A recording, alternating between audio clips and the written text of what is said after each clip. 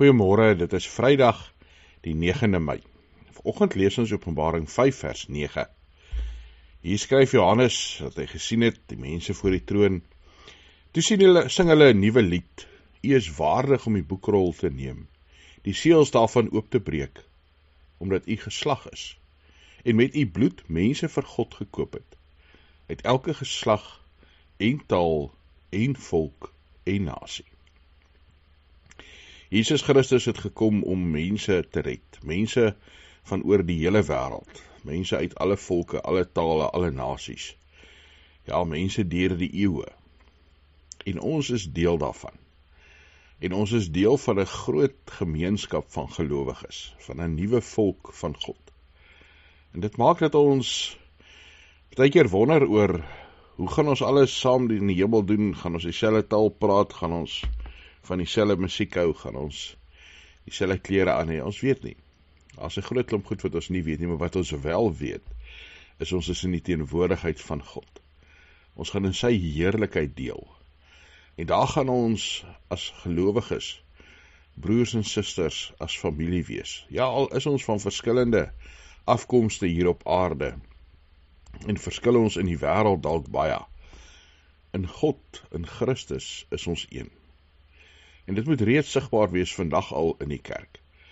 Vandag al in die manier hoe ons mekaar hanteer. Daar is nie 'n universele taal wat vir die kerk reg en goed is nie. Ons praat in elke land ons eie taal, dit wat ons mense kan verstaan. Maar as ons oor mekaar praat, as ons saam met mekaar praat, dan is ons een in Christus. Christus het gekom dat mense wat verskillend is, een kan word in God, deel kan word van sy koninkryk. Kom ons gaan leef dit, kom ons gaan doen dit, kom ons gaan reik uit en maak God se boodskap beskikbaar vir alle mense. Here, dankie dat ons kan saam bid vir mekaar, dat ons weet u sorg, u voorsien, u is by ons.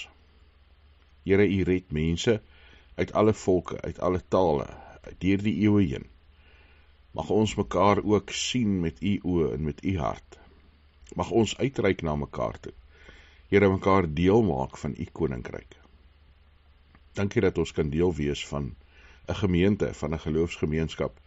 Here, van 'n groter kerk, u koninkryk oor die wêreld. Ons bid, Hemelse Vader, dat deur die kerk, deur u kinders, u verheerlik sal word.